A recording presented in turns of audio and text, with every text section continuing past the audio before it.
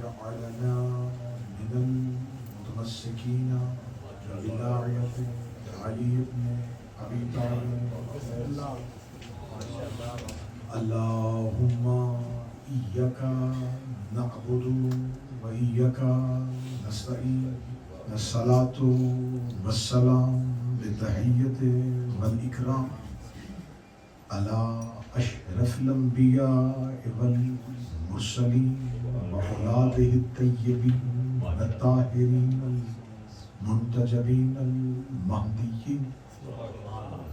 ثم الصلاة والسلام على صديقة المباركة راضية المرضية عالمة غير مؤلمة بنت القلم والنون وسر بين الكاف والنون ودليل إرادة كن فيكون وكتاب المغنون آية الله العظمى وزوجة آية الله الكبرى وحافظة النبوة وناشرة الولاية أم الكتاب أم القرآن أم الأنوار أم الأئمة أم المعصومين أم العلوم أم الهدى أم الحسن أم الحسين أم المحسن أم العباس وأم أبيها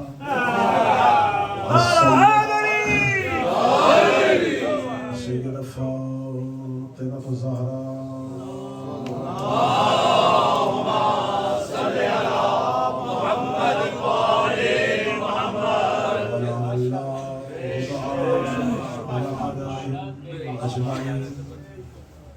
أما بعد فقد قال الله سبحانه وتعالى في كتابه المجيد وفرقان الحميد وهو أصدق القائلين وقوله الحق. بسم الله الرحمن الرحيم. إياك نعبد وإياك نستعين. سلام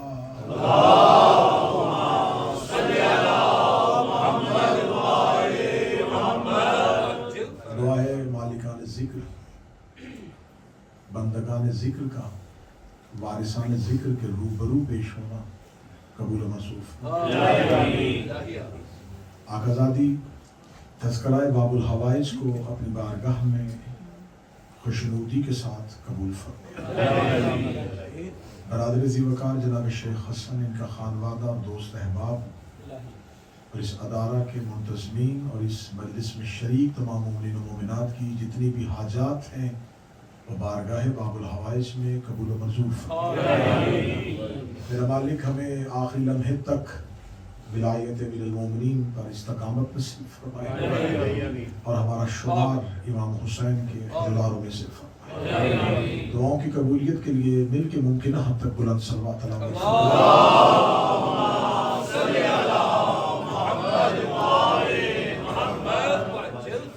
حمد و تعریف اس پروردگار کے لیے جو رات کی تاریکی میں صحرا میں چلتی ہوئی چونٹی کی آواز کو بھی سنا. تعریف ہے اس پروردگار کے لیے جس نے ہماری زبانوں اور ہماری سماعتوں کو اس قابل سمجھا کہ ہم ان کا ذکر کر سکیں جس کے پہلے ذاکر کا نام خدا ہے.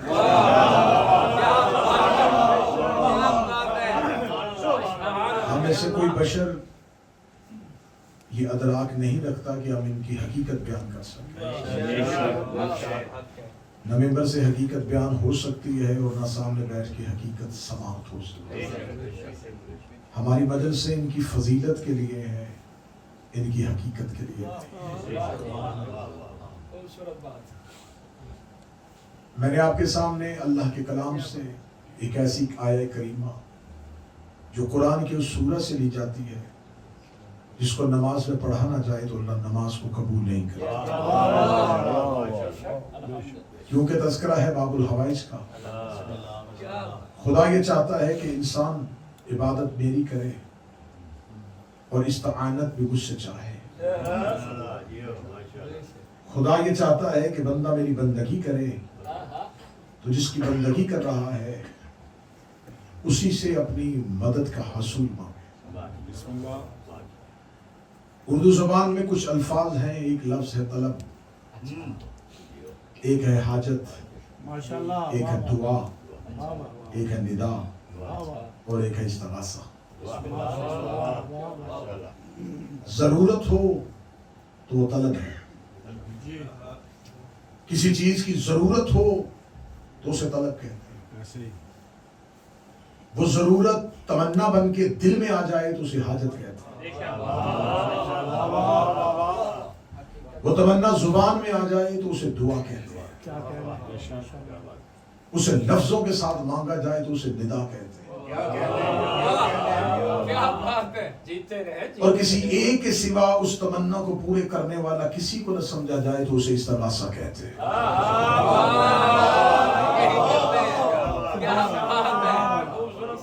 بات شروع ہو گئی اور گفتگو کا آغاز ہو گیا۔ جب دل میں ہو تو وہ حاجت ہے، بھئی کیا بات، ضرورت ہو تو وہ طلب ہے۔ جس شے کی ضرورت ہو انسان اس کی طلب رکھتا ہے، لیکن جب اس کی تمنا دل میں چلی جائے تو وہ حاجت بن جاتا ہے۔ حاجت لفظوں میں آئے تو وہ دعا بن جاتی، ماشاءاللہ، دعا آواز میں آئے تو ندا بن جاتی، ندا کسی ایک دروازے پہ جا کے رک جائے تو وہ استغاثہ بن جاتی۔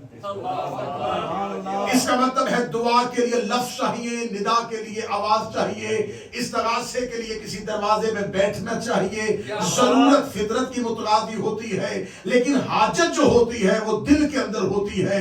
حاجت کا لفظ نہیں ہوتا، حاجت کا لہجہ نہیں ہوتا، حاجت کی آواز نہیں ہوتی۔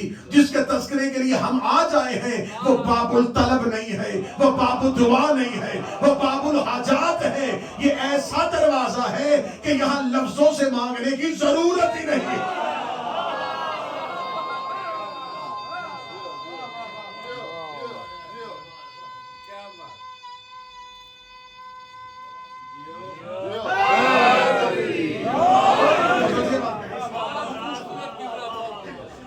یہ ایسا باب الحوائج ہے کہ یہاں الفاظ کی ضرورت نہیں، لہجے کی ضرورت نہیں، ندا کی ضرورت نہیں۔ جس سے مانگا جائے اسے بلایا جاتا ہے، جو لہجے سمجھے وہ اور ہوتے ہیں، جو ارادے سمجھے وہ اور ہوتے ہیں۔ ارادوں کی زبان یا وہ سمجھتا ہے یا وہ سمجھتے ہیں جو اس کی زبان ہے۔ جو قریب بیٹھے تھوڑی سہمت آپ نے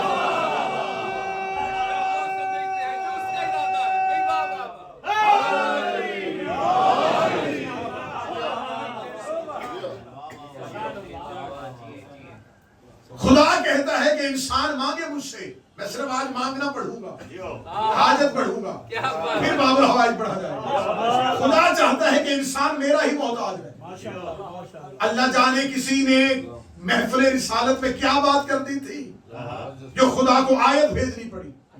میرا حبیب ان سے کہہ دے یا ایھا الناس انتم الفقیر، یہ کہتے ہیں کہ اللہ فقیر ہے، انہیں کو تم فقیر ہو۔ واللہ غنی الحمید، غنی صرف اللہ ہے۔ میں نے آیت قرآنیہ پڑھی ہے اور اشارہ اور کنایہ سب سے بہتر یہ قوم سمجھتی ہے۔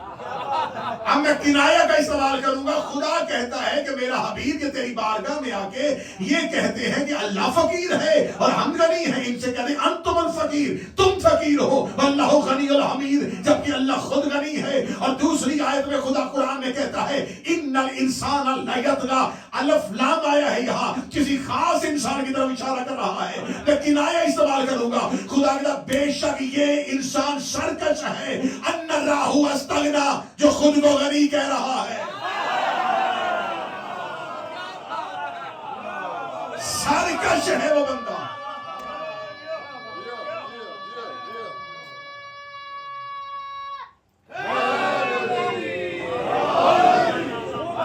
سرکشی کر رہا ہے وہ بندہ جو محتاج ہو کے خود کو غنی کہہ رہا ہے۔ غنی صرف وہ ہے کیونکہ وہ بے نیاز ہے، وہ کسی کا محتاج نہیں۔ جو کبھی کسی کا محتاج رہا ہو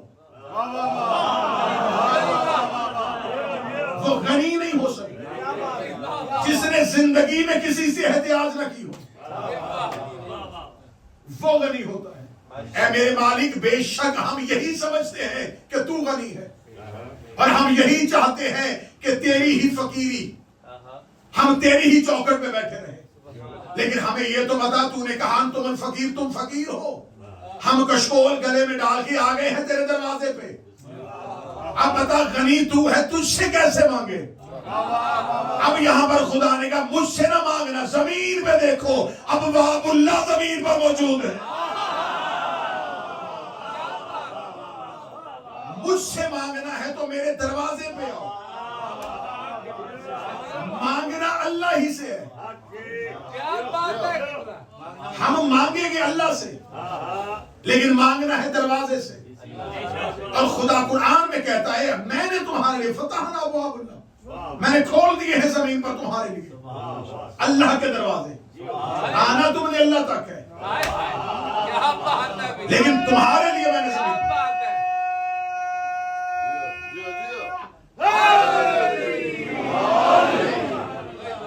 میں نے تمہارے لیے زمین پر اللہ کے دروازے کھول دیے، اس کا مطلب زمین پر اللہ نہیں،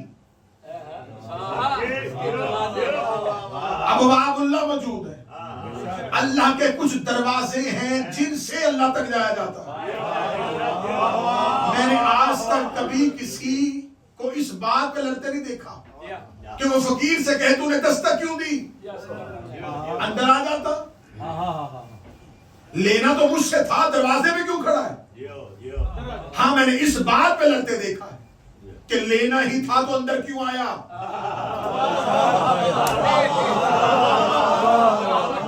مانگنے والے کا کام ہے دروازے میں بیٹھنا، دنیا مانگنا چاہتی ہے اللہ سے، تو آنا پڑے گا اللہ کے دروازے پہ، جب دروازہ ذہن میں آئے تو گھر ذہن میں آتا ہے، اس کا مطلب ہے کوئی اللہ کا گھر ہوگا اور کوئی اللہ کا دروازہ ہوگا، اس کا مطلب ہمیں اللہ کے گھر کے دروازے پہ جانا پڑے گا۔ میرے مالک تو نے قرآن میں کہہ دیا ہے کہ جاؤ میرے دروازوں پہ، جہاں سے میں تمہیں عطا کروں گا، تو مسجد تیرا گھر ہے، کہ ہم تیرے گھر کے دروازے میں جا کے بیٹھ جائیں، یا ہم بیت اللہ میں چلے جائیں اور بیت اللہ کے دروازے میں جا کے بیٹھے، ہم مسجد کے دروازے میں بیٹھتے ہیں وہاں سے بھی محتاج نکلتا ہے، ہم خانہ کعبہ میں چلے جاتے ہیں، ہم تیرے دروازے میں جا کے بیٹھے محتاج طواف کر رہے ہیں، اللہ کے دروازے میں جا کے دستک دو، اندر سے جلی نہیں آیا، تیرا رجب کو نہیں آیا،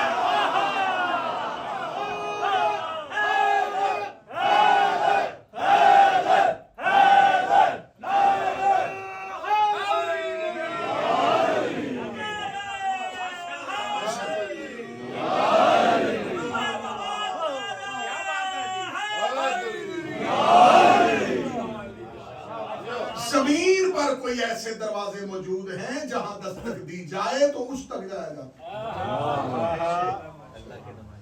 اس کا مطلب ہے جس سے مانگا جائے اس سے مانگنے کا پہلا طریقہ ہے اس کے گھر کا بتاؤ،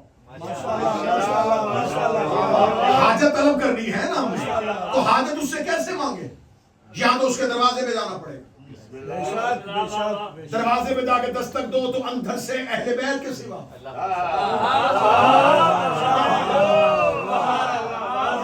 کبھی کوئی آیا ہی نہیں، نبی بھی اللہ ہی کے دروازے پہ جاتے تھے،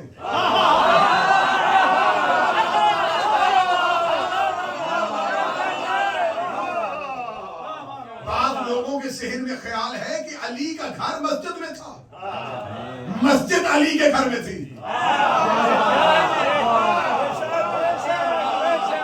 علی کا گھر مسجد کا حجرہ نہیں تھا، علی کے شہر میں مسجد تھی،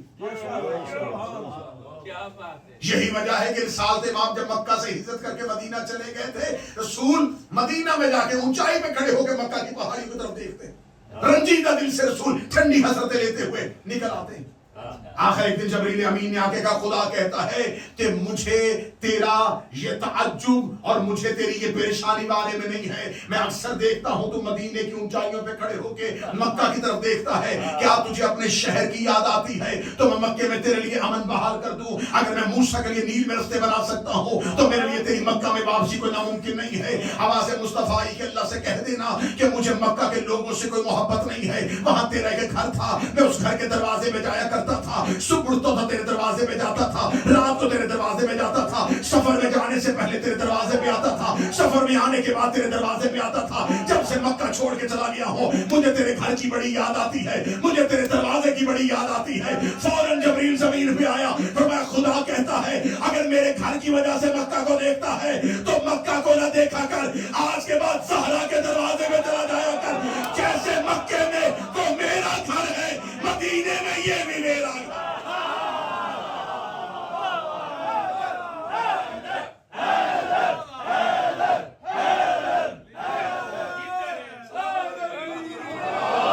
تو پھر اب مجھے جملہ کہنے دینا, صرف علی ہی اللہ کے گھر میں نہیں آئے. جو قریب ہے سر نہ صرف علی اللہ کے گھر میں نہیں آئے, حسن بھی اللہ کے گھر میں, حسین بھی اللہ کے گھر میں. آپ کی خاموشی پہ کلام قربان کروں, عباس بھی اللہ کے گھر میں.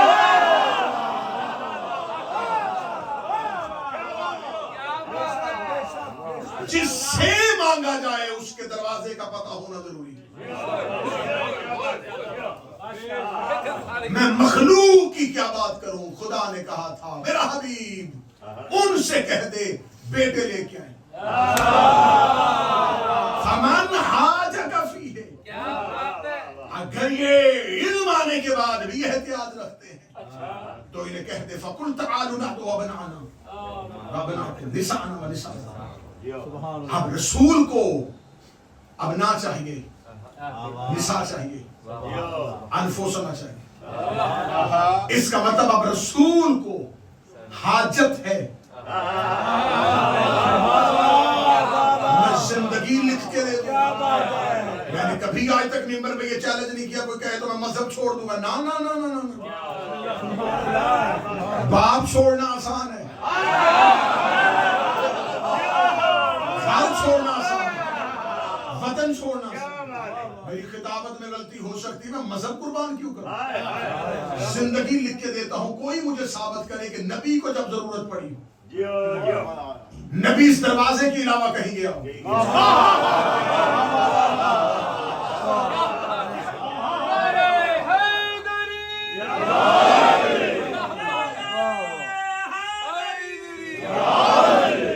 اچھا یہ طلب پہلے ضرورت. میں ایک ایک چیز پڑھوں گا باب الحوائی سمجھ میں آ جائے گا. اس کا مطلب جو زبان پہ ہو ضرورت. رسول نے کہا تھا میرے اللہ مجھے میری کمر کا زور چاہیے. فوراً خدا نے کہا واجعل لی من لدنک سلطانا نصیرا. اگر تیری ضرورت ہے تو پھر مجھ سے مانگ. واجعل لی من لدنک. موسیٰ نے بھی اپنے لیے وسیع مانگا تھا, لیکن موسیٰ نے کہا تھا واجعل لی وزیرا من اہلی. آیت قرآن ہے واجعل بنا دے, لی میرے لیے, اہلی میرے اہل میں سے. ہارون, ہارون اخی جو میرا بھائی. سبحان اللہ. واجعل لی میرے لیے وزیرن, وزارت جو بوجھ اٹھائے. وزیر اور وسیع دونوں میں فرق ہے. جو زندگی میں بوجھ اٹھائے اسے وزیر کہے, جو مرنے کے بعد وصیت پر حضرت ہارون موسیٰ کے وسیع کا نام نہیں.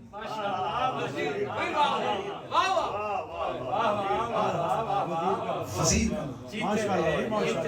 تو میرے لیے میرا وزیر بنا دے. ہارون میرا بھائی, اخی میرا بھائی.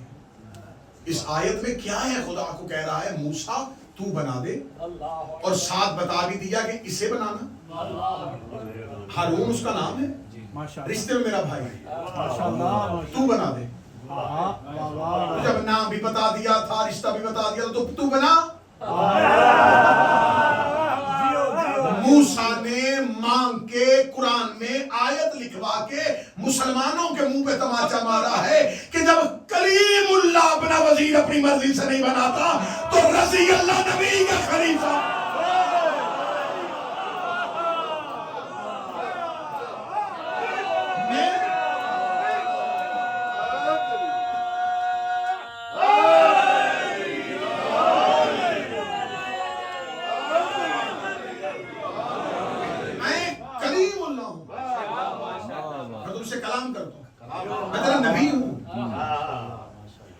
سب سے زیادہ لاڈ نبیوں میں ہمارے رسول کے بعد جس سے کوئی، قرآن میں کسی نبی کے اتنے لمبے چوڑے واقعات لکھے ہوتے ہیں، اس کا آج تذکرہ ہے وہ بھی موسیٰ، اور یہ ذہن میں رکھنا، وہ یہ جس کا آج تذکرہ ہے یہ اس کی وجہ سے موسیٰ نہیں،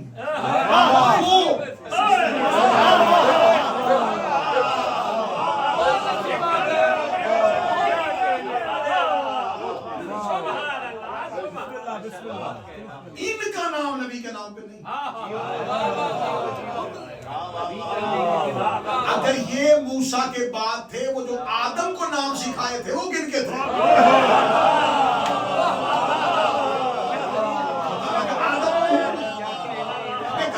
وہ جو ہم نے آدم کو نام بتائے تھے وہ کلیم اللہ کا نام اس کے نام پہ ہے، غضبان غصے والا موسیٰ۔ قرآن میں حضرت موسیٰ کے لیے خدا نے غضبان غصے والا موسیٰ، جلالی تھا، ماشاءاللہ، امتی کو گریبان سے پکڑ کے جھنجھوڑتا تھا،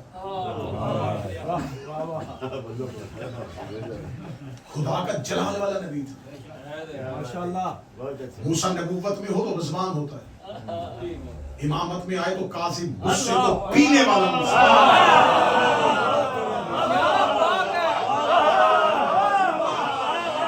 اور یہ بھی اہل معرفت بیٹھے،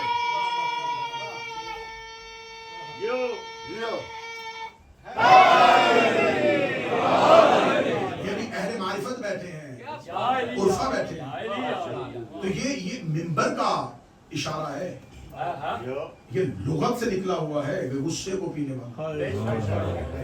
پیا بھی تو غصہ تو تھا نا، یہاں غصے والا لفظ نہیں۔ کاظم کا مصدر قزم ہے، قزم عربی زبان میں اس تسمے کو کہتے ہیں جو مشکیزے کے منہ پہ باندھا جاتا ہے، چمڑے کا اتنا بڑا مشکیزہ، اس کے اندر پانی اس ایک تسمے کی وجہ سے رکا رہتا ہے، جو اس مشکیزے کے منہ پہ باندھا جاتا ہے، جو مشکیزے کے پانی کو روک کے رکھے اسے قزم کہتے ہیں، جو اللہ کے جلال کو روک کے رکھے اسے قاظم کہتے ہیں۔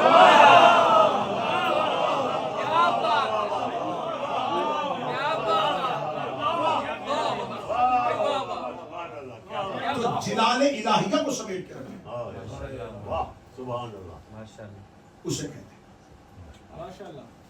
نبیوں میں سب سے زیادہ تذکرہ کس کا ہوا؟ حضرت موسیٰ، وہ کہہ رہا واجعل لی، میرے لیے تو جواب تو بنا دے، تو موسیٰ خود بنا؟ فرمایا نہیں، کیونکہ وسیع ہے، وزیر ہے، یہ میرا وزیر ہے، نبی کا وزیر نبی نہیں بناتے۔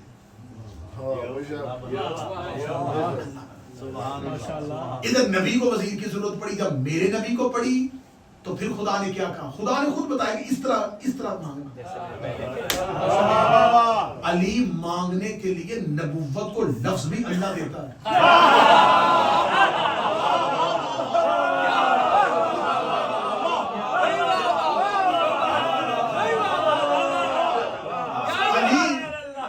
علی لینے کے لیے مصطفیٰ کو جو اپلیکیشن دینی پڑتی ہے اس کا متن بھی اللہ دیتا ہے۔ وَقُلْ کہہ دیجئے کہہ دیجئے سچائیوں سے داخل، نکلنا بھی سچائیوں سے۔ وَاجْعَلْ لِي مِن لَدُنْکَ، सुल्तान नसीरा, लुत्फ आ जाएगा उस बंदे को मूसा इजाफत सुनने। क्या बात। खुदा के लिए मूसा ने कहा था मेरे घर से बना दे, आली मेरे घर से बना दे। माशाअल्लाह। खुदा नबी से कहा तू ये ना कहना मेरे घर से बना दे, फवाज आली मिन लदुन का, तू कहना अपने लदुन से बना दे।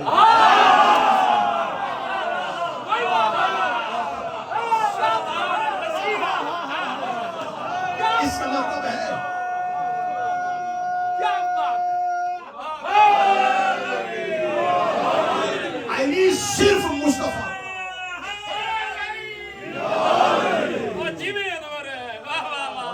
जो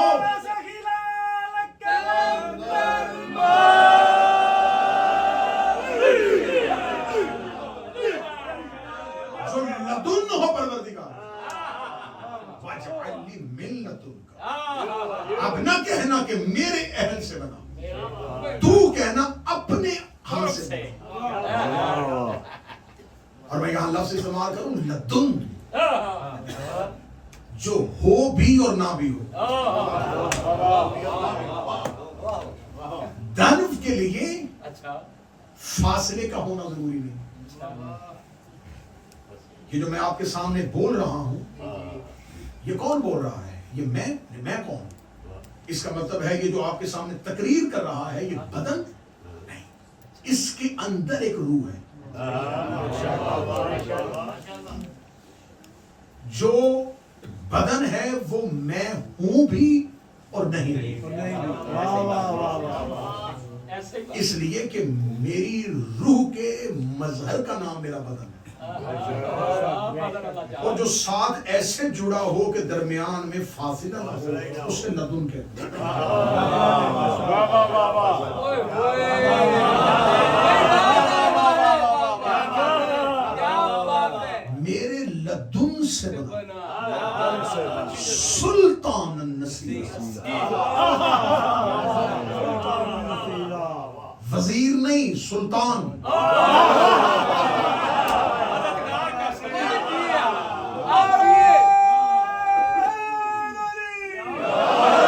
इसका मतलब है कि मुस्तफा की जरूरत कुरान ने क्या बताया, जिसे तलब कहते हैं। तलब आयत साबित हो गई अली। सुभान अल्लाह। दुआ और निदा किसी से मांगना। अब इतनी किताबें चाहोगे मैं मिंबर पे ढेर करने के लिए तैयार हूं। 39 दिन गुजर गए थे खैबर में। 40वें दिन नबी ने मुंह आसमान की तरफ करके नमाज का सजदा खत्म करके कहा उम्दुद नहीं है मेरे अल्लाह मेरी मदद कर।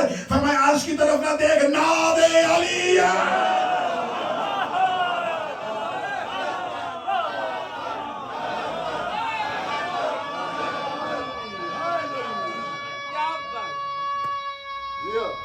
क्या बात। माशाअल्लाह।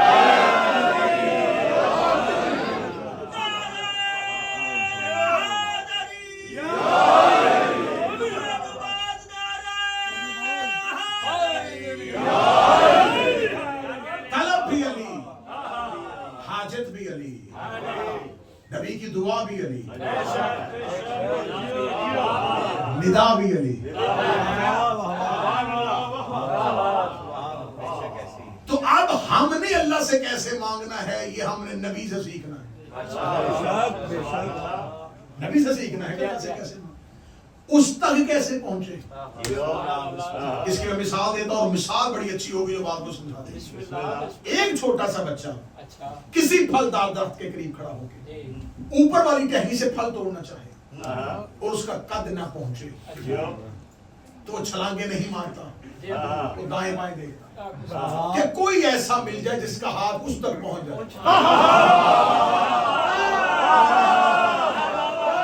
इंसाफ नहीं किया, खुदा की कसम इंसाफ नहीं किया।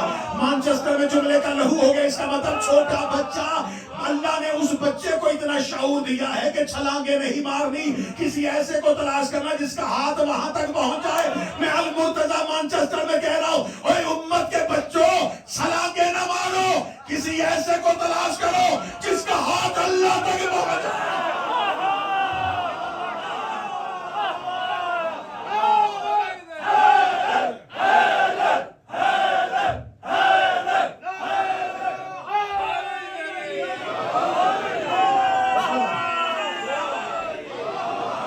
مخاطب ہوں امت کے بچوں سے.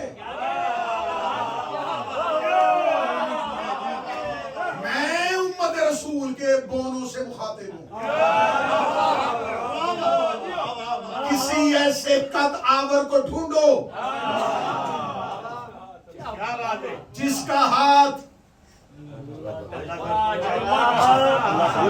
اتنی سی بھی اداسی کسی چہرے پہ یوں میری نظروں میں آ گئی, مجھے یہیں پہ رکنا پڑ جائے گا اور یہیں پر تقریر کا اگلا حصہ مکمل کرنا پڑ جائے گا کہ کسی ایسے کو ڈھونڈو جس کا ہاتھ اللہ تک پہنچ جائے. تقریر پوری دنیا میں لائیو نشر ہو رہی ہے, یہیں پر جملہ کہہ دیتا ہوں, کل کو کوئی یہ نہ کہہ دے کہ اللہ تک اس کا ہاتھ پہنچتا ہے. اللہ تک اس کا ہاتھ پہنچتا ہے, اللہ تک اس کا ہاتھ پہنچتا ہے. مستدرک حاکم نیشاپوری سے لے کے ابن عبدالبر تک, ابن اسحاق تک, ابن حجام تک, جہاں جہاں تو جائے گا میں تیرے ایک ایک مورخ کی کتاب تیرے سامنے رکھوں گا. جب فتح مکہ پہ نبی نے کہا علی میرے شانوں پہ آ جا, علی محمد کے شانوں پہ آئے. نبی نے کہا علی کہاں تک پہنچا؟ فرمایا پاؤں نبوت پہ ہے, ہاں توحید پہ ہے.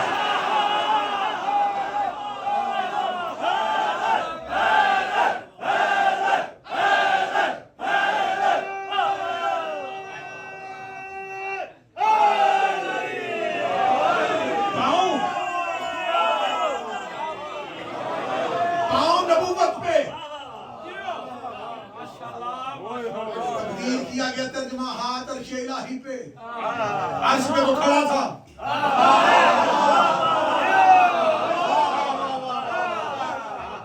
اور یہ بھی ذہن میں رکھنا کہ ہر کسی کا عرش جدا ہے. تم جسے آسمان سمجھتے ہو یہ دھواں ہے. اڑتے ہوئے دھوئیں کو آسمان سمجھنے والوں, اس سے اوپر بھی مخلوق ہے. اس کا مطلب ہے کہ عرش جدا جدا ہے. فرمایا پاؤں نبوت پہ ہیں, ہاں توحید. وہ تھا لا الہ الا اللہ, نیچے ہے محمد رسول اللہ.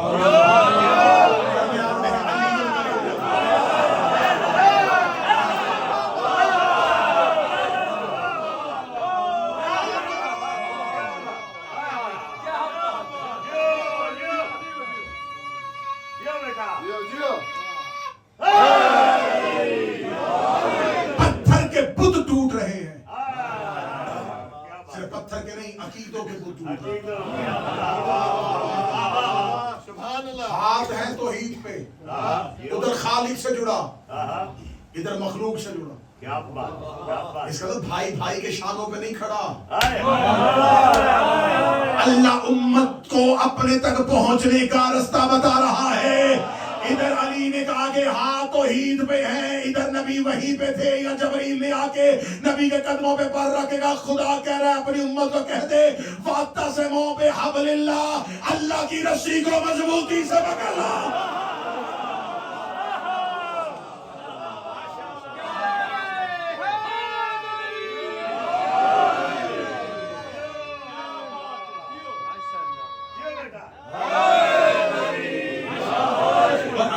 نے کہا تھا کوفے کے منبر بیٹھ کے انا حبل المتین, مضبوط اللہ کی رسی میں.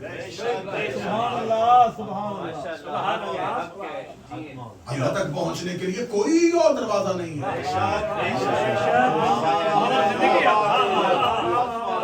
اور اتنے دروازوں میں سے وہ دروازے اگر کسی کو کہیں کہ ہم بھی دروازے ہیں لیکن حاجت اس سے مانگو,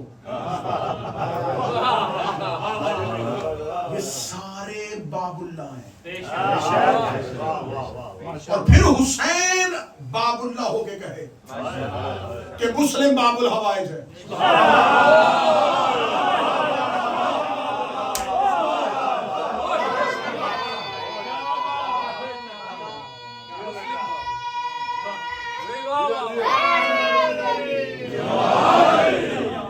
حسین باب اللہ ہو کے کہیں کہ عباس باب اللہ.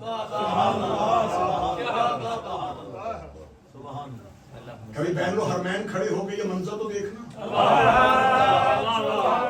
بھائی کے حرم کے سامنے بھائی کا حرم نہیں,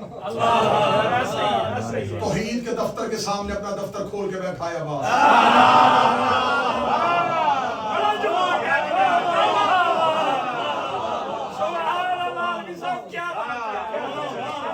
سورج کو چراغ نہیں دکھایا جاتا, کے دفتر کے سامنے शम्स इमामत के सामने है कमरे बनी हाशिम। सही बात क्या बात है कमरे बनी हाशिम शम्से इमामत के सामने भाई शम्स अब आप बुला कह रहे हैं कि कमरे दा तला जाफर सादिक जैसा बाबुल्ला कह रहा है, आहा मूसा बाबुल हवाइज। अल्लाह अकबर अब इस जुमले के बाद मैं कहता हूँ कि मेरी खिताबत में ना दम है ना मेरे पास कोई लफ्ज है, मैं सिर्फ जुमला कह दूंगा। ज़हरा हिजाबुल्लाह होके कह रही है उम्मत बनी बाबुल हवाइज।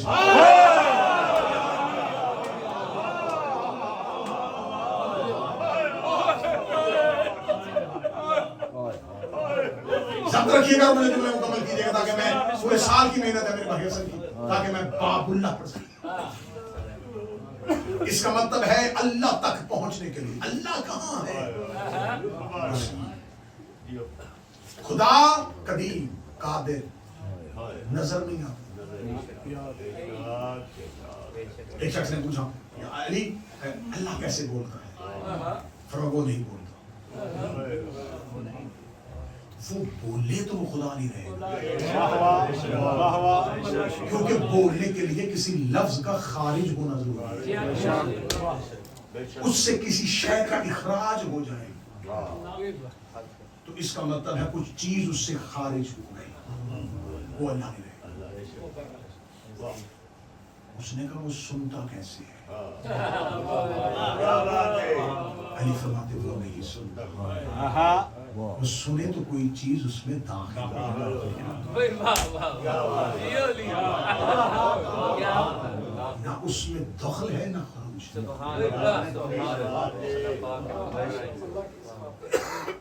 उसने कहा फिर वो खुदा कहता है कि मैं कुन कहता हूँ। क्या बात है। मुझे तो हसन ने कहा कि विलायत पढ़े।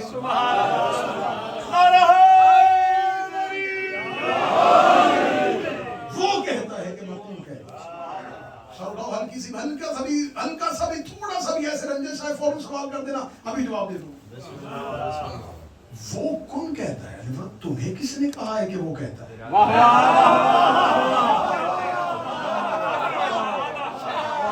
क्या तूने आयत को मुकम्मल नहीं पढ़ा? इन्नमा अमरुहु इज़ा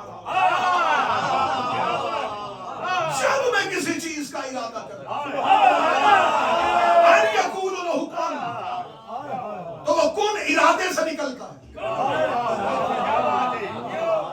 कुन खुदा नहीं कहता, इरादा कहता है। इरादा उससे जुदा नहीं।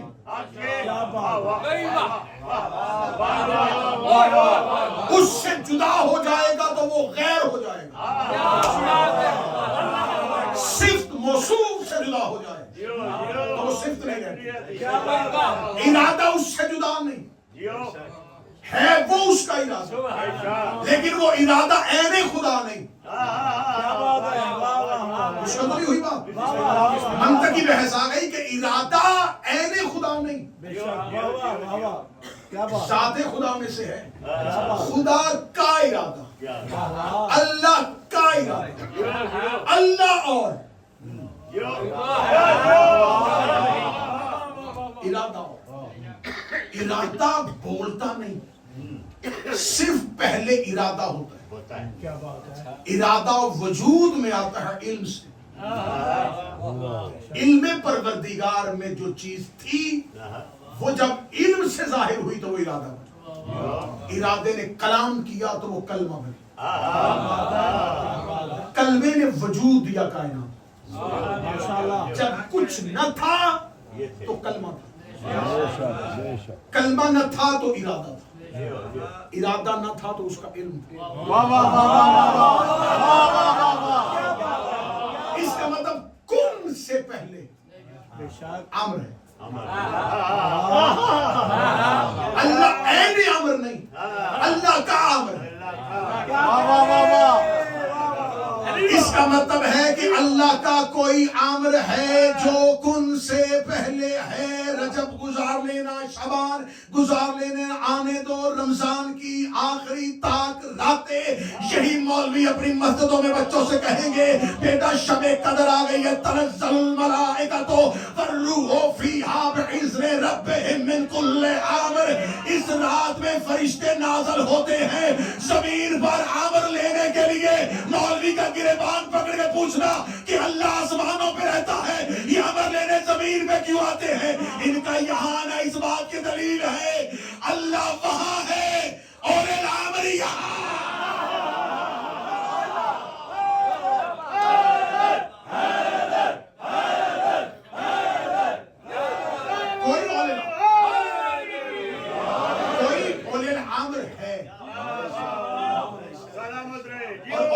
اللہ ہو ہی نہیں سکتا. کیا بات ہے. جس کے پاس امر ہے وہ اولی الامر ہے, اور اولی الامر خدا نہیں. میرے پاس استدلال ہے, قرآنی استدلال ہے. آتی اللہ, آتی رسول, اطاعت کرو اللہ اور اس کے رسول اور اولی الامر. اگر اولی الامر خدا ہوتا تو وہ علیحدہ اطاعت کرو.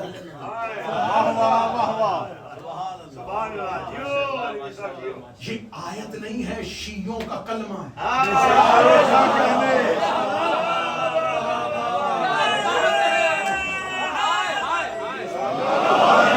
کلمہ قرآن سے ثابت کرو.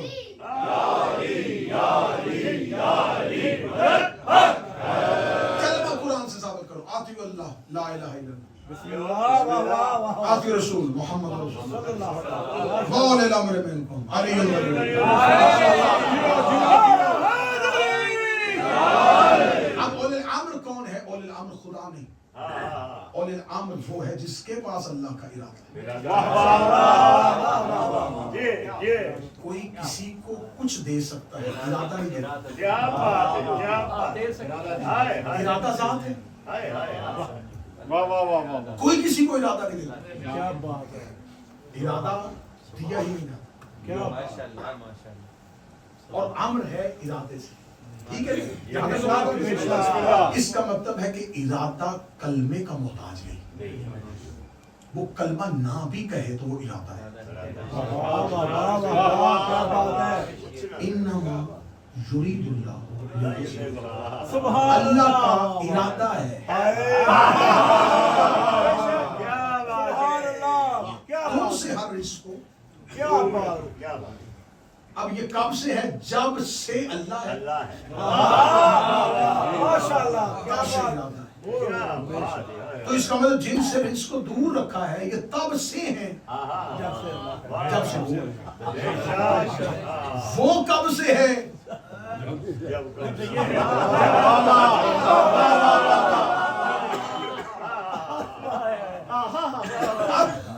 ارادہ کیا ہے؟ ارادہ کلمے کا محتاج نہیں. ارادے کے بعد کلمہ ہوتا ہے. کن, جس سے کل کائنات خلق ہوئی, یہ ارادے کے بعد ہے. ارادے میں کن کہنے کی ضرورت ہی نہیں ہوتی. اب مجھے جہاں میں زخمی چلا جاؤں گا اور اگلی مجلس تک زخمی رہوں گا, اگر کوئی بندہ اتنی محنت کے بعد بھی اس کو نہ سمجھے, میں گردن کٹواؤں گا کہ کوئی مجھے مناقب اور فضائل کی کتابوں میں سے کسی مرجع, کسی مجتہد, کسی علامہ, کسی ادیب, دانشور کی کوئی ایسی کتاب منبر پہ لا کے بتائے کہ میرے مولا حضرت امام حسن نے دربار میں بیٹھ کے کہا ہو کہ عورت بن جا. امام نے یہ نہیں کہا عورت بن جا, امام نے کہا عورت ہو کے مردوں میں آ گئی ہے. اس کا مطلب امام نے کلمے سے نہیں کیا, ارادے سے کیا.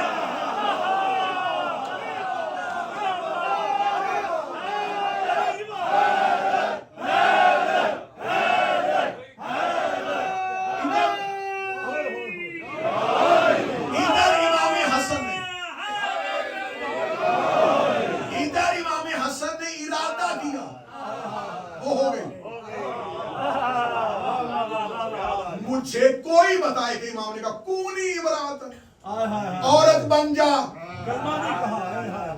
اگر امام یہ کہتے تو پھر کہتے انہوں نے کن کا اختیار استعمال کیا، کیونکہ اللہ کا امر اور تھا اور ان کے پاس صرف کن تھا.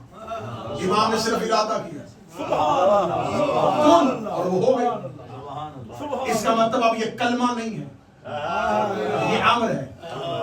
آگے آؤ ایک اور مثال دیتا ہوں. شب عاشور حر نے آ کے حسین کے پاس کہا مقتل کی کتابیں میرے کانتوں پہ رکھو. حر نے آ کے امام حسین سے کہا حسین میں اللہ سے توبہ کرنے آیا ہوں. حسین نے حر کے بند ہاتھ کھول کے کہا جا اللہ نے تجھے معاف کر دیا.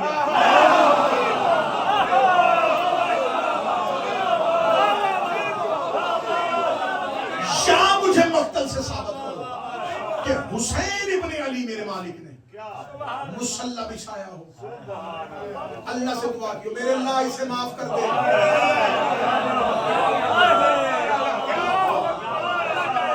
معافی وہ اللہ سے مانگنے آیا،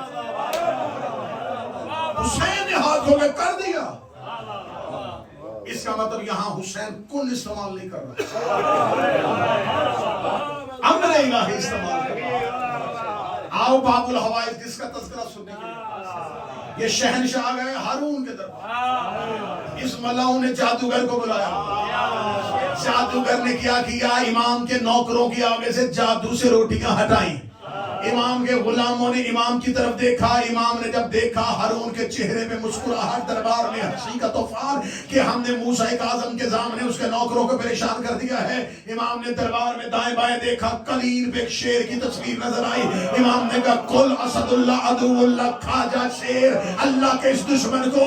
امام نے اسے یہ نہیں کہا شیر بن جا، امام نے کہا کھا جا. وہ ہو گیا.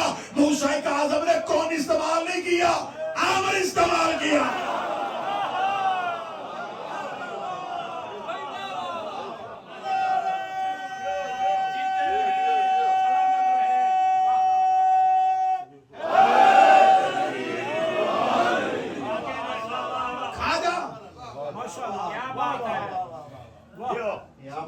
وہ قالین سے شیر نکلا. قالین پہ کیا تھا؟ تصویر. تصویر کس سے بنتی؟ رنگوں سے. رنگوں کے دکان نہیں ہوتے. ہاں یہ ہو سکتا ہے کہ شیر بنا ہوتا اور امام اسے کہتے تصویر ہو جا. تو ایک چیز، ایک وجود آواز کو سنتا اور وہ ہوتا. سبحان اللہ.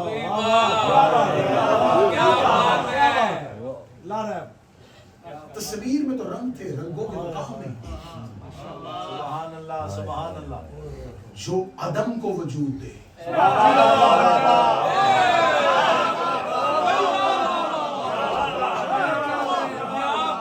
جو لا وجود کو وجود دے. امام نے یہ نہیں کہا شیر بن جا، امام نے حکم دیا کھا جا، اور وہ بنا. چنگھاڑتا ہوا آیا، جادوگر کو کھایا.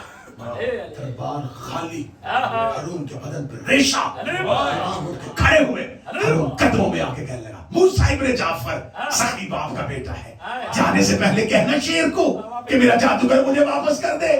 موسیٰ کاظم مسکرا کے کہنے لگے اگر موسیٰ نبی کے عصا نے اژدہا واپس کر دیا تھا تو اسے بھی لے جا.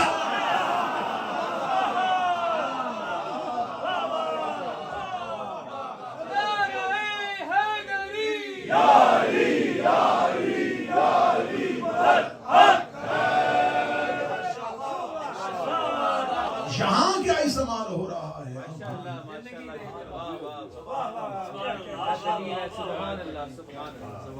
اور جو اولی الامر ہو اس سے ضرورت نہیں ہے کہ لوگ اس کی بیعت کریں، کیونکہ اللہ کا ارادہ کسی کا محتاج ہوتا ہے. بحث پہ بحث چل رہی ہے، بیعت کر لی تھی. مجھے جزیات پہ بات نہیں کرنی، میں کلیے پہ بات کرتا ہوں. حضور جزیات پہ بات کیوں کرے؟ ستون کیوں گرائیں، چھت گراتے ہیں. اگر کسی لاجک کو ہی توڑ دیا جائے تو اس کے بعد وجود میں پیدا ہونے والے سوالات تو خود ختم ہو جاتے ہیں. بڑا عمومی سوال سوشل میڈیا پہ، اس امام نے اس کی بیعت کی، اس امام نے اس کی بیعت کری، یہاں لکھا ہو، یہاں لکھا ہو، یہاں لکھا ہو. چھوڑو، بتاؤ بیعت کہتے کسے؟ کیا بات ہے ماشاءاللہ واہ واہ تمام امت کے اسکالرس کا علماء کا اجماع ہے کہ بیعت لفظ نکلا ہے بے سے بے مصدر ہے اس لفظ کا با یا عین یہ اس کا مصدر ہے اس سے یہ لفظ نکلا ہے بیعت مباحیہ کسی کی بیعت کرنا یہ لفظ اس کا ترجمہ ہے خرید و فروخت ٹریڈنگ بے جو پنجاب سے تعلق رکھتے ہیں ہمارے ہاں ایک لفظ استعمال ہوتا ہے بے نامہ کیوں کہ خرید و فروخت کا وہ ڈاکومنٹ بیعت لفظ تقاضا کرتا ہے کہ کچھ بیچا جا رہا ہے اور کچھ خریدا جا رہا ہے اور یہ مبایع باب مفاعلہ کا وزن ہے اور یہ باب تقاضا کرتا ہے کہ یہاں دو کا ہونا ضروری ہے اس وزن پہ باب مفاعلہ کے وزن پہ جتنے بھی الفاظ آئیں گے وہ یک پہ نہیں ہوتے دو پہ ہوتے مشاعرہ مناظرہ مباہلہ مکالمہ مقاتلہ یہ سارے الفاظ واحد پہ اطلاق نہیں کرتے دو کا ہونا ضروری ہے مکالمہ تب بھی ہوگا جب دو ہو مشاعرہ مناظرہ مقاتلہ مبایعہ بیعت دو کی ایک جو کر رہا ہو ایک جس کی ہو رہی ہے اس کا مطلب دو لوگوں کے درمیان ایک ٹریڈ ہو رہی ہے ایک خرید و فروخت ہو رہی ہے اس مرحلے کو بیعت کہتے ہیں اگر ان میں سے کوئی بیچے نہ تو پھر بھی بیعت نہیں اور کوئی خریدے نہ تو پھر بھی بیعت نہیں میں نے کہا تھا مجھے جزیات پہ نہیں مجھے کلیہ توڑنا ہے اس سوال کی ہمیشہ کے لیے قبر بنانی کسی نے بیعت کی اس نے اس کی اس امام نے اس کی اس امام نے اس کی اس امام نے ہوتا کیا ہے بیعت خرید و فروخت تو کیا بیچا جاتا ہے کیا خریدا جاتا ہے اجماع ہے اہل سنت علماء کا کہ جس کی بیعت کی جائے وہ جس سے بیعت لے اس سے تین چیزیں خریدے اور ایک چیز بیچے اس کی جان اس کا مال اس کی اولاد یہ اس سے لے کے اسے بدلے میں ایک چیز بیچے جنت کہ اب تو میری بیعت کر رہا ہے اسلام کے لیے اب تیری جان تیری نہیں اسلام کی جب اسلام کو ضرورت پڑے گی میرے پاس یہ تصرف ہے میں تجھے کسی بھی میدان میں بلاؤں تو آ جائے گا اب تیرا مال تیری پراپرٹی تیری جگیر تیرا سب کچھ پیسہ تیرا ہے لیکن اب تو نے بیعت کر لی ہے تو اب اختیار میرے پاس ہے جب دین کو ضرورت پڑے گی تجھے مال دینا پڑے گا اولاد تیری ہے تصرف ہمارا ہے جب چاہے کہ دین کو ضرورت پڑے گی وہ کہتا میں جان مال اولاد بیچ رہا ہوں اگر میں سب کچھ دوں تو مجھے دین میں کیا دے گا تو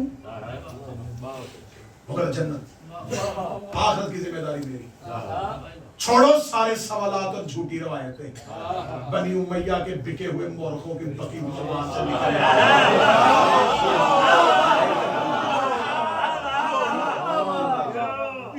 آؤ مجھے بتاؤ کہ کس نے کس کی بیعت کی تھی بیعت وہ کرواتا ہے جو جنت دے سکتا ہو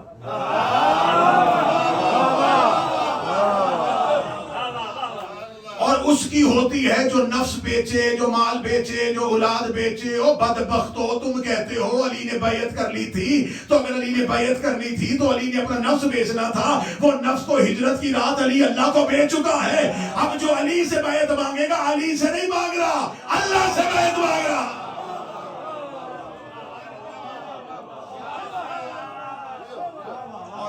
علی سے مال لینا چاہتا ہے تو علی کا تصرف کس پہ ہے علی امیر کائنات ہے اگر کوئی علی سے اولاد خریدنا چاہتا ہے تو کس سے خریدے گا وہ تو علی نے مباہلے میں رسالت کو دے دیا تو جزیات بحث کیا کلیہ ہی مکمل نہیں نہ وہ کروا سکتا ہے وہ اس کو جنت دے گا جو خود کسیم النار والجنہ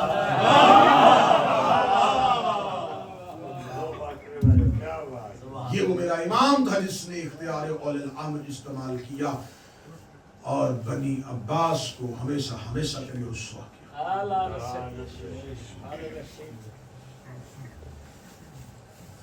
کیا یقیناً ایک مجلس نامکمل ہے کہ اس امام کے بعد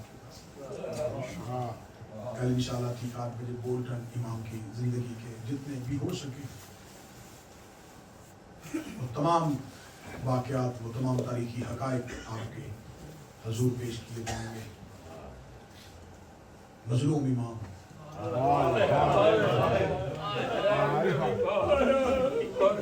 قیدی امام، مسموم امام. امامت کے ہاں مظلومیت یہ ہے جسے زہر دی گئی اسے مارا نہ گیا، جسے مارا گیا اسے زہر نہیں ملا. یہ وہ زہرا کا غریب بیٹا ہے جسے زہر بھی دی گئی اور زہر دینے کے بعد مارا بھی گیا.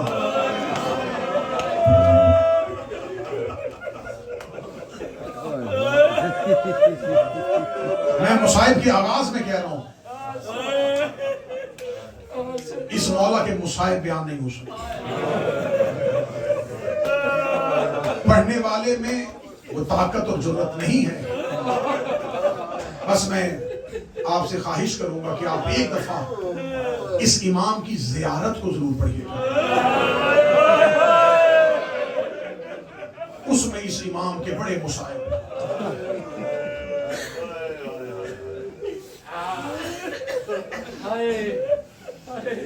مدینہ میں قبر رسول میں بیٹھے قرآن پڑھ رہے تھے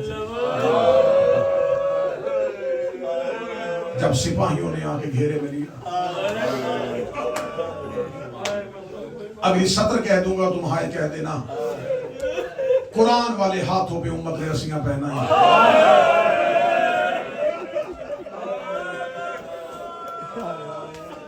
امام کو قیدی بنایا گیا. امام نے آواز دے کے کہا مجھے پتا تھا تم نے مجھے گرفتار کرنا ہے، اس لیے میں آج صبح سے قبر رسول پہ تمہارا انتظار کرتا ہوں.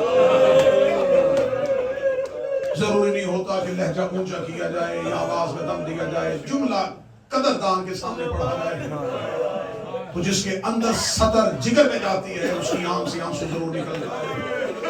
میں سطر کے لیے لہجے کا استعمال نہیں کروں گا، جتنا ہو سکے گا میں سطر چھپا کے پڑھوں گا.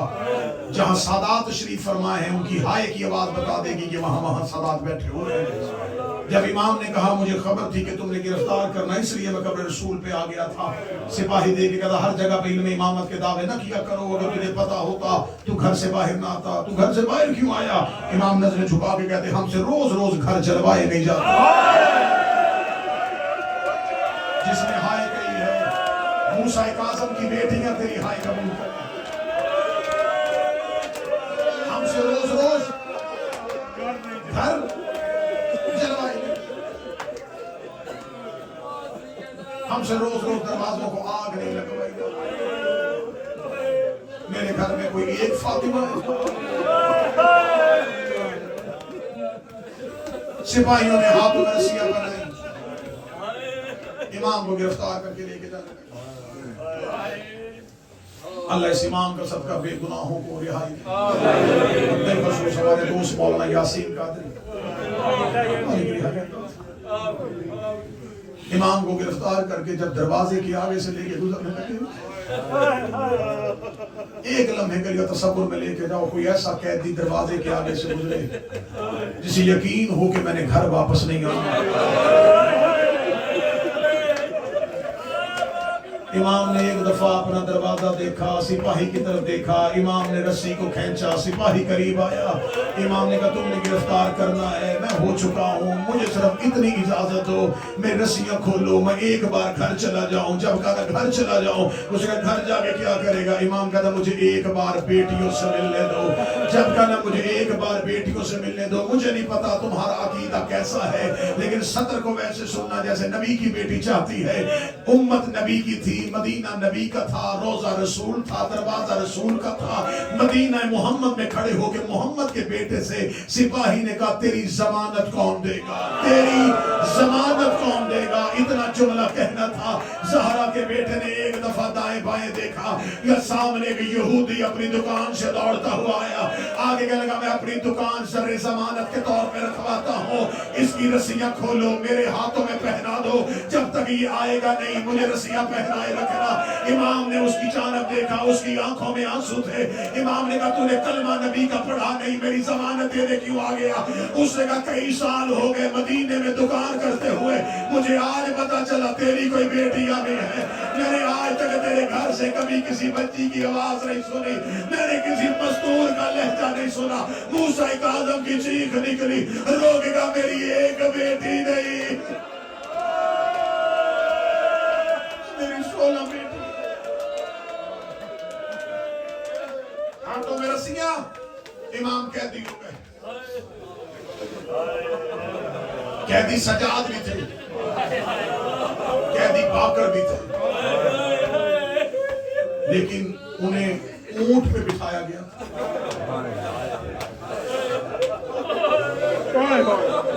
جہاں جہاں کوئی کاظمی سید بیٹھا ہے مجھے صدر معاف کر. روایت کی ذمہ داری میں اپنے کاندھوں پہ لیتا ہوں. کاظمی, رضوی, جعفری, سادات, مجھے جملہ معاف کیجئے گا, ان ملاؤں نے جب قافلہ لے کے نکلے, انہوں نے قافلے کو 2 حصوں میں تقسیم کر دیا. انہوں نے کہا آدھے بغداد کی طرف جاؤ, آدھے بصرے کی طرف. ایسے نہ ہو کہ موسیٰ کاظم کے چاہنے والے حملہ کر کے موسیٰ کاظم کو چھڑوا دیں. امام موسیٰ کاظم کو اس قافلے میں لے کے گئے جس کا منہ بصرہ کی طرف. میں نے جملہ کہا سجاد بھی قیدی تھے, باقر بھی قیدی تھے, سواریوں پہ تھے. سوال کرو تو جو امام حسین کا مہمان ذاکر ہے, بتا موسیٰ کاظم کیا سواری پہ نہیں تھے؟ اگر تیری ہائے منتظر ہے تو پھر مجھے جملہ کہنے دینا. کتابیں کہتی ہیں انہوں نے امام موسیٰ کاظم کو اونٹ کے ساتھ رسیوں میں باندھا. ناکا کی پشت پہ امام موسیٰ کاظم, زہرا کے نمازی بیٹے کو پشت ناکا کے ساتھ, اور اوپر چادریں رکھی تاکہ کسی کو خبر نہ ہو کہ اس میں کوئی قیدی ہے.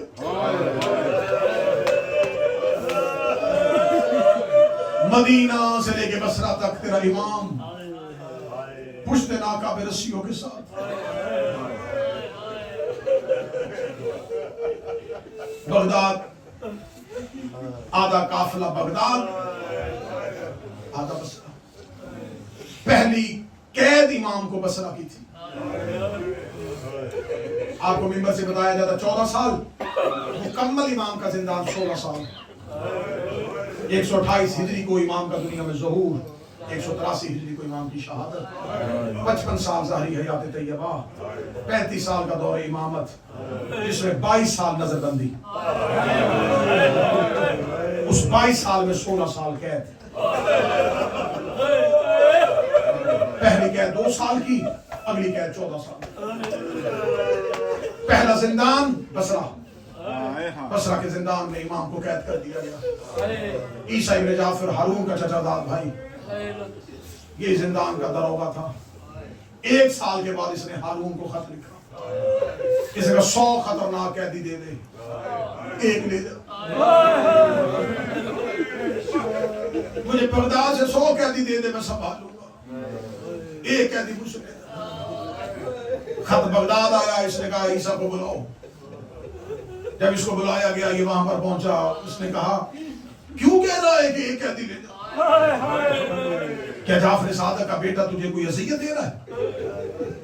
اس نے کہا ہارون محفل میں بات نہ کر, مجھے تم سے تنہائی میں بات کر. اس نے محفل پر خاص کی, اکیلے کو کھڑا کر کے کہا بتا اسے کیوں بغداد بھیجنا چاہتا ہے؟ اس نے ہارون کی طرف دیکھے کہا 1 سال ہو گیا اسے میں قید تھا. اس نے نہ کبھی کچھ کھانے کو مانگا, نہ اس نے پینے کے لیے پانی پیا. سارا دن وہ روزے میں ہوتا ہے, ساری رات وہ سجدے میں. میں نے اس کے قید خانے سے کبھی آواز نہیں سنی. اس نے کہا جب وہ خاموش رہتا ہے, مانگتا کچھ نہیں ہے, پھر بغداد کیوں بھیج رہا ہے؟ اس نے کہا میرے اندر کی حالت سن لے. جب شام کا وقت ہوتا ہے, زندان کی سلاخوں پہ آ کے سر رکھ لیتا ہے, رو کے کہتا ہائے شام, ہائے شام, ہائے شام. اس کی زبان سے شام کا لفظ نکلتا ہے, بصرے کے در و دیوار ہلنا شروع ہو جاتا.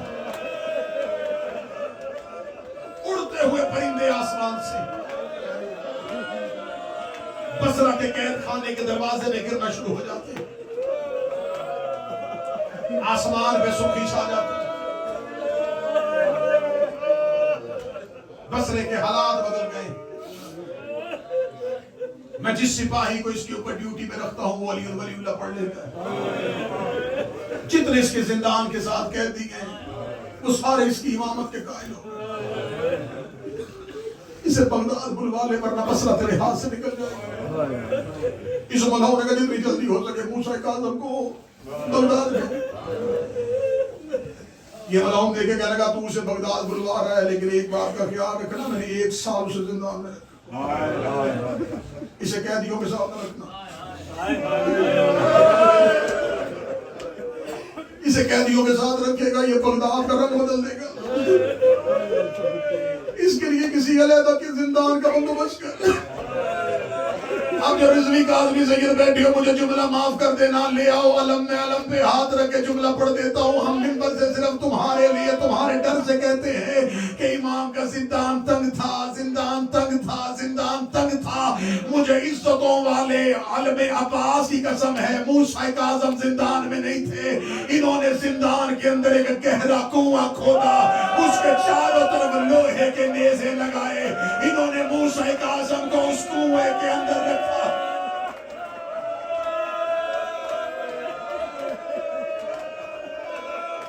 زندان وہ ہوتا ہے جس میں اپنی مرضی سے قیدی بیٹھ سکے.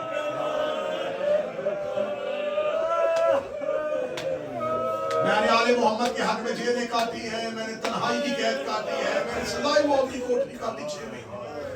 زندان وہ ہوتا ہے جس میں قیدی اپنی مرضی سے چل سکے. یہ زندان نہیں تھا, ایک گہرا کنواں, چاروں طرف لوہے کی برچیاں, درمیان میں موسیٰ کاظم. اگلی سطر تیری رہائی کے انتظار میں. 14 سال حالت رکوع.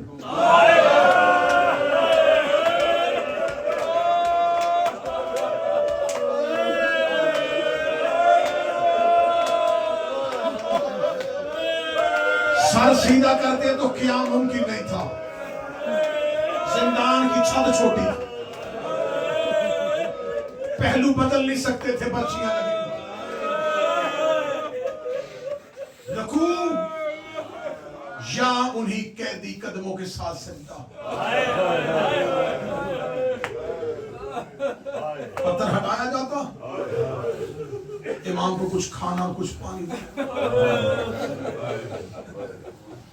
14واں سال آ گیا. سپاہی بدلتے گئے, قیدی کی تسبیح نہ بدلی.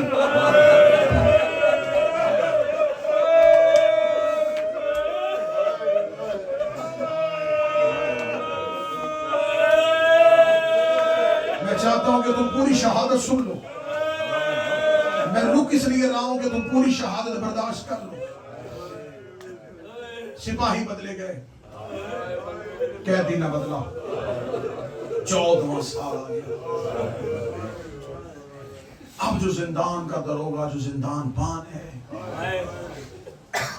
وہ کہتا ہے جو ہی 183 ہجری کا رجب آیا, رجب نصف سے ڈھل گیا. 15 رجب گزرنے کے بعد مجھے اس کنویں کے اندر سے قیدی کی آوازیں سنائی تھی. وہ کہتا ہے کہ میں نے 14 سالوں میں مسلسل آ کے دیکھا ہے, میں نے اس کا کبھی چہرہ نہیں دیکھا تھا.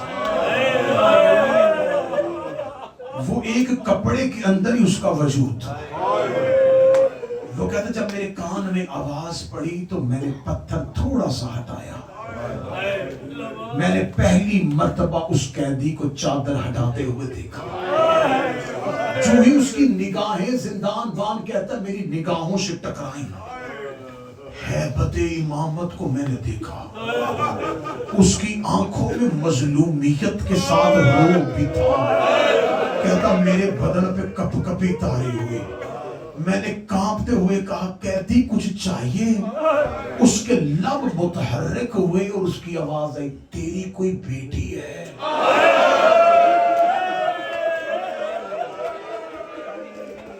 تو جانتا ہے کہ اولاد کیا ہوتی؟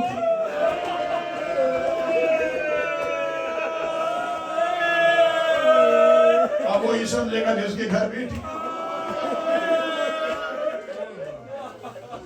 کہتا میں نے پتھر رکھا، میں نے تو آگے ہارون منون کو میری ڈیوٹی بدل دی، آج میں نے پہلی بار اس قیدی کا چہرہ دیکھا، 14 سال کی بھوک اور پیاس، اس کے چہرے میں وہی روب ہے، اس کے چہرے میں وہی ہیبت ہے۔ ہارون نے کہا کسی شقی القلب دروگا کا بندوبست کیا جس کا دل بڑا سخت۔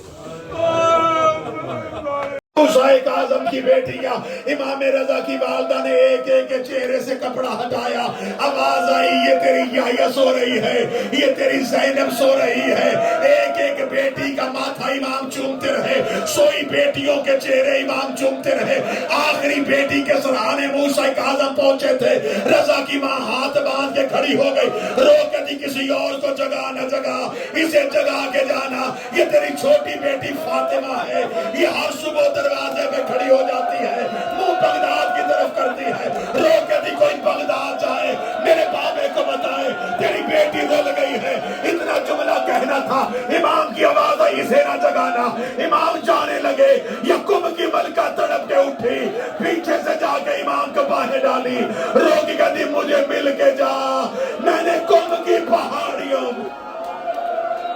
حوصلہ حوصلہ ابھی نہیں، مجھے ودا پڑھنے دینا بیٹیوں کا، بابا مجھے مل کے جا،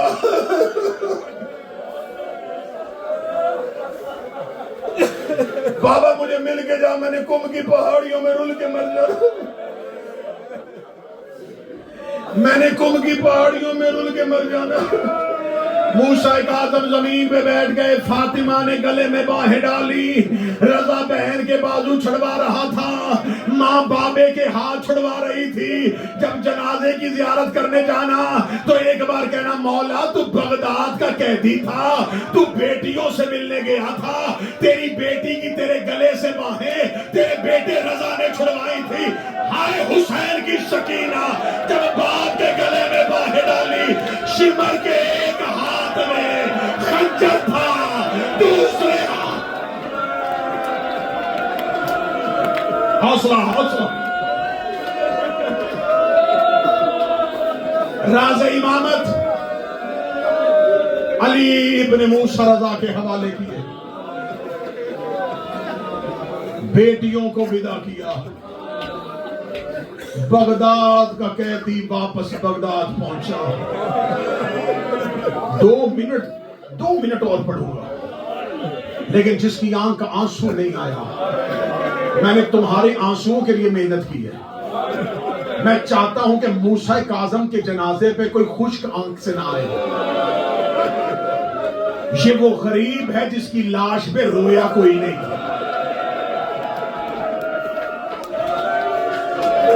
اگر آج 1400 سال بعد بھی کوئی نہ رویا، آج تو اتنا رو لو کہ یہ بے وطن نہیں ہے،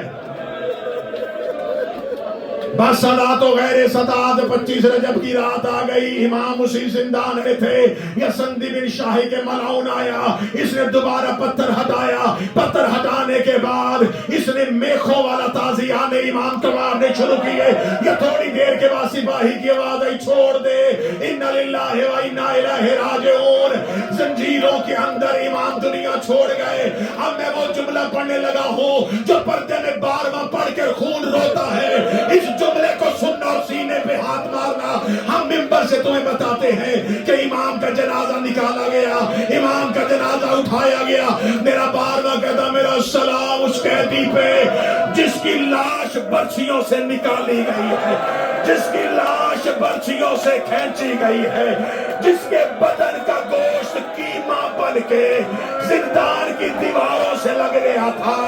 امام کا جنازہ چادر پہ رکھا، بغداد کے پل پہ آ کے ان بغیرتوں نے جنازہ رکھا نہیں، انہوں نے جنازہ پھینک دیا۔ جنازے کا پھینکنا تھا، ایک کالے برقعے والی بی بی رو رو کے کہہ رہی تھی کوئی میرا بیٹا دفنا دو، کوئی میرا لال دفنا دو، اور میرا بغداد کا قیدی